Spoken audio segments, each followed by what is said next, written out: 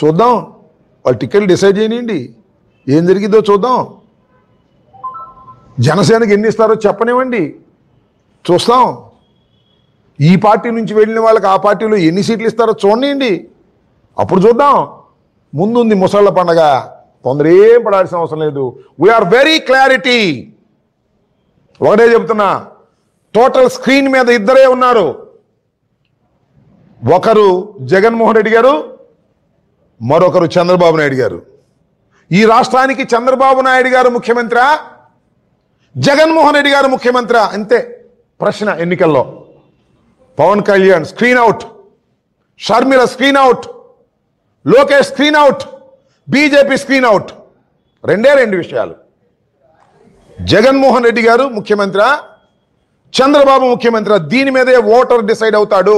ఇది మా విశ్వాసం, మా నమ్మకం. ఎవరు ఎన్ని మారినా, ఎన్ని అసంతృప్తులు వచ్చినా, జగన్మోహన్ రెడ్డి గారు 100కి 150 పాళ్ళు ఈ రాష్ట్రంలో ముఖ్యమంత్రి కాబోతున్నాడు. ఇవాళ రాసుకోండి. ఎన్నికలైన తర్వాత మీరే నన్ను అడగండి, రిజల్ట్స్ వచ్చిన తర్వాత. కారణం ఏంటంటే ఏంటి ఈ కాన్ఫిడెన్స్ ఏమిటి అని మీరు అనొచ్చు.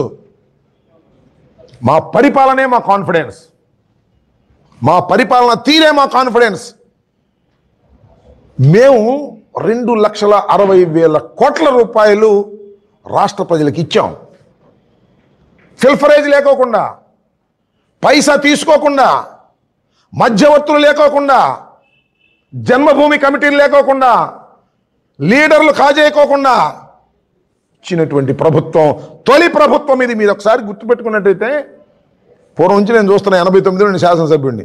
ప్రభుత్వం ఇచ్చే డబ్బు రూపాయి ప్రభుత్వం రిలీజ్ చేస్తే మధ్యలో ఎలుకలు తోనేసినట్టు తోనేసేవాళ్ళు కొంతమంది రాజకీయ నాయకుల నుండి ఆఫీసర్. చివరికి చేరేది 30 పైసలు 40 పైసలు అయ్యేది ప్రజలకి.